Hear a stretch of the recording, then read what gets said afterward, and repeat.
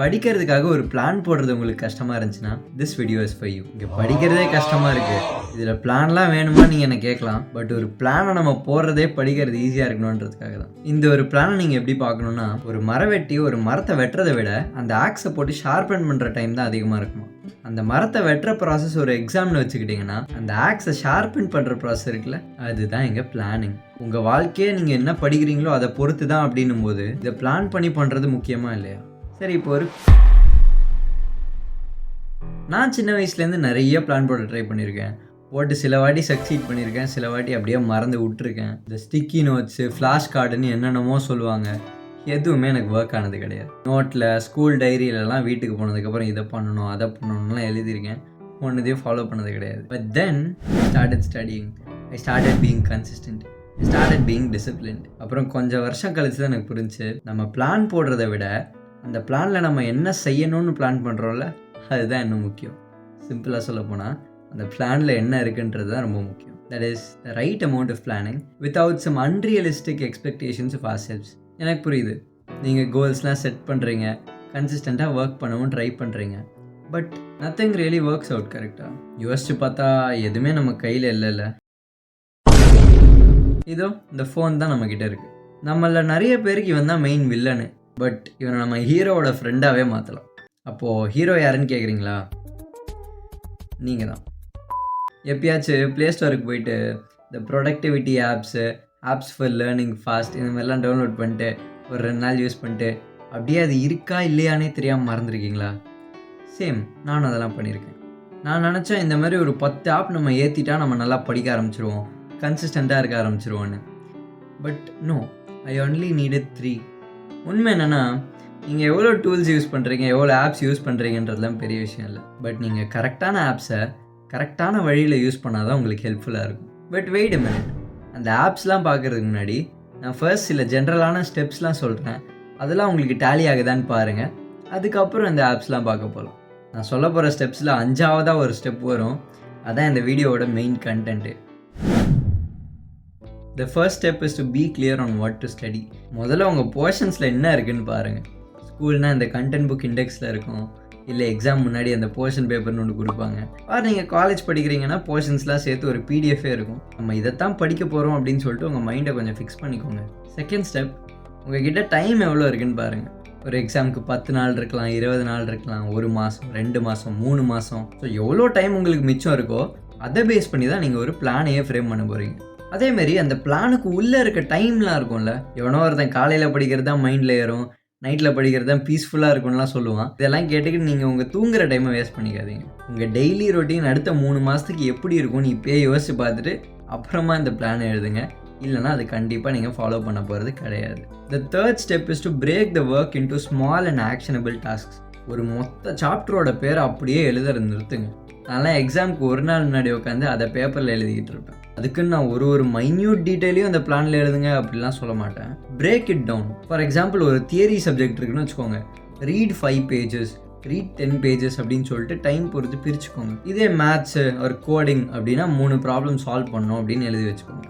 நீங்கள் சின்ன சின்ன கோலை முடிக்கும்போது ஈஸியாக உங்களுக்கு ஒரு வின் கிடைக்கும். And the more wins you stack up on, the more motivation you will get.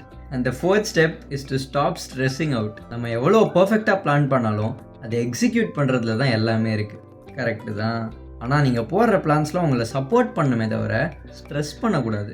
இந்த ஹாலிடேஸில் நான் கூட சில விஷயம்லாம் பண்ணி முடிக்கணும்னு பிளான் போட்டு வச்சுருக்கேன். பட் நம்ம கையிலேயே இல்லாத சில விஷயம்லாம் நடக்கும். திடீர்னு ஒரு ரிலேட்டிவ் நம்ம வீட்டுக்கு வருவாங்க, நம்ம வீட்டிலேருந்து ஒரு வீட்டுக்கு போகிற மாதிரி இருக்கும், திடீர்னு என் ஃப்ரெண்டு கால் அடித்து வாடானுவான். ஸோ இந்த மாதிரி சில பிளான்ஸ்லாம் அன்எக்ஸ்பெக்டடாக வரதான் செய்யும். So you should also learn to be a little flexible. உங்களுக்கு ஒரு வேலையை செய்யணும் அப்படின்ற ஒரு இன்டென்ட் இருந்தாலே அதை மோஸ்ட் ஆஃப் த டைம் செஞ்சு முடிச்சிருவீங்க. நிறைய பேருக்கு அந்த இன்டென்ட்டே இல்லைங்க. So you'll win anyways. And the fifth and the most important step, how to plan and where to plan on. நான் ஆல்ரெடி சொன்ன மாதிரி பிளான் போடுறேங்கிற பேரில் நான் 1000 A4 ஷீட்டை வேஸ்ட் பண்ணது தான் மிச்சம். தோ இவன் இருக்கானே, இவன் தான் எனக்கு பிளான்லாம் ஒர்க் ஆகும்னு நம்பிக்கை கொடுத்தது. படிக்கிறதுக்கு பிளான் பண்ணுறதுக்குலாம் யூஸ் பண்ண வேண்டிய ஃபோனை my mother always told me that it was this damn phone, she was correct அப்படின்னு சொல்லுவோம். டிஸ்ட்ராக்ஷன்ஸ் ஃபோனில் இருக்க தான் செய்யும், பட் அதை நம்ம எப்படி யூஸ் பண்ணுறோன்றதுல தான் எல்லாமே இருக்குது. எப்படி பண்ண முடியும்? நான் இதுக்கான சில ஆப்ஸ்லாம் சொல்கிறேன். ஆல்ரெடி உங்கள்கிட்ட இருக்க சான்ஸ் ரொம்ப அதிகம். அப்படி இல்லைன்னா ஏற்றி வச்சுக்கோங்க. இருந்தால் அதை எப்படி யூஸ் பண்ணணும்னு சொல்லி தர போகிறேன். None of these apps are sponsored. முதல்ல நம்ம பிளானெல்லாம் எழுதி வைக்கிறதுக்கு ஒரு நோட்ஸ் ஆப் தேவை. Your mind is a space to think, analyze and be creative, not some storage system. அது ஒரு ஒர்க் ஸ்பேஸ் மாரி யூஸ் பண்ணுங்கள், ஒரு மெமரி கார்டு மாரி கிடையாது. நான் ஃபஸ்ட்டு சாம்சங் நோட்ஸ் தான் வச்சுருந்தேன். அதுக்கப்புறம் அதோட இதில் ஃபீச்சர்ஸ்லாம் கொஞ்சம் அதிகமாக இருக்குன்னு சொல்லிட்டு இதுக்கு ஸ்விட்ச் ஆகிட்டேன். Google keep, very simple and very clean. நீங்கள் என்னெல்லாம் படிக்கணுமோ அதெல்லாம் நோட்ஸில் என்டர் பண்ணிட்டு இந்த ரிமைண்டரை செட் பண்ணிடுங்க. நான் 2 நோட்ஸ் யூஸ் பண்ணுவேன். ஒரு வீக்லி பிளான் நோட், ஒரு 2 days பிளான் நோட். ஸோ ஒரு வாரத்துக்கு நீங்கள் என்னென்னலாம் பண்ணணுமோ அதை ஒரு நோட்டில் எழுதி வைங்க. இன்றைக்கி என்ன பண்ணணுமோ அதை ஒரு நோட்டில் எழுதி வைங்க. ஸோ அது இல்லாமல் இன்னும் நிறைய ஃபீச்சர்ஸ் இருக்குங்க. ஃபார் எக்ஸாம்பிள் இந்த செக்லிஸ்ட் ஃபீச்சரை பாருங்களேன். Second is a calendar app. This is the big 2025 bro, who even uses calendar அப்படின்னு நீங்கள் கேட்கலாம். எந்த டேட்டில் உங்களுக்கு என்ன வேலை இருக்குன்னு ஈஸியாக ஒரு ஓவர்வியூவை இந்த கேலண்டரே கொடுத்துரும். நோட்ஸ் ஓப்பன் பண்ணால் ஒரு நாளைக்கு 20 ஃபைல் அதில் இருக்கும். அன்லெஸ் அண்ட் அன்டில் ஒரு நோட்டையும் நீங்கள் ஒரு கலரில் போட்டு லேபிள் பண்ணி டிஃப்ரெண்டாக பேர் வச்சு அப்போ கூட ஒரு மாதிரி கொச்சன்னு தான் இருக்கும் இந்த notes app. Plus Google calendar is also very very smart. நான் ரெட்ரோ படம் ஃபர்ஸ்ட் டே ஃபர்ஸ்ட் ஷோக்கு போனேன். புக் மை ஷோவில் புக் பண்ணேன். அடுத்த நாள் காலையில் ஃபோன் ஓப்பன் பண்ணி பார்த்தா கூகுள் கேலண்டர்லேருந்து ஒரு நோட்டிஃபிகேஷன், உங்களுக்கு இந்த டைமில் படம் புக் ஆகிருக்கு, நீங்கள் போய் பார்க்கணும் அப்படின்னு.